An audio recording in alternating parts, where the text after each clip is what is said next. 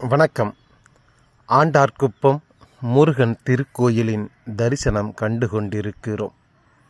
ஆண்டார்குப்பம், ஆம், பெயர் காரணம் இருக்கிறது இந்த ஊருக்கு. முருகன் ஆண்டியாக தரிசனம் கொடுத்ததால் இது ஆண்டியர் குப்பம் என்று அழைக்கப்பட்ட கிராமமாகும். கொல்கத்தா நெடுஞ்சாலையில் அழகிய வயல்வெளிகள் சூழ்ந்த அமைதியான இந்த ஆண்டியர் குப்பத்தில், அதாவது ஆண்டார்குப்பத்தில் பள்ளி கொண்டு அருள்பாலிக்கிறார் இந்த பாலமுருகன். இவர் ஒரு அற்புதமான வித்தியாசமான முருகராவார். வழக்கமாக ஆலயங்களில் மயில் வாகனத்தில் காட்சி தரும் முருகன் இங்கு சிம்ம வாகனத்தில் காட்சியளிக்கிறான். அன்னையின் வாகனத்திலேயே இங்கு அருள்பாலிக்கிறார் இந்த பாலமுருகன்.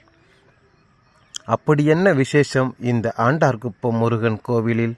ஆம், கைலாயத்திற்கு சென்ற பிரம்மன் முருகனை வணங்காமல் சென்று விட்டார்.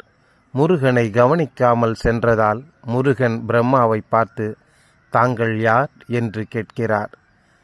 அப்போது பிரம்மா, நான் படைப்பு தொழிலை செய்யும் கடவுள் என்று கூற, முருகன் அவருடைய தலைக்கணத்தை குறைப்பதற்காக, எந்த அடிப்படையில் படைப்பு தொழிலை செய்கிறீர்கள் என்று வினா எழுப்புகிறார்.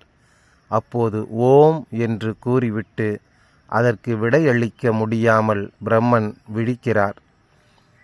உடனடியாக பிரம்மனை சிறைபிடித்து வைத்து விடுகிறார் முருகன். இந்த காட்சிதான் இங்கு ஆண்டியர் குப்பத்தில் முருகனுக்கு எதிராக பிரம்மன் அடைபட்டதாக ஒரு சதுரக்கல் வைத்து இன்றளவும் பூஜிக்கப்படுகிறது.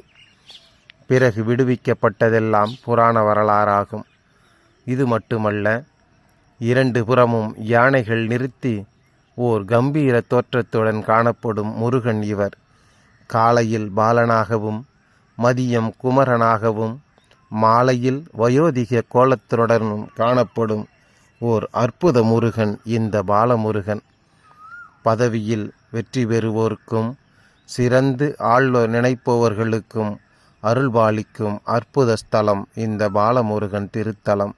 வாருங்கள், வழிபடுங்கள், வெற்றி பெறுங்கள். நன்றி நண்பர்களே.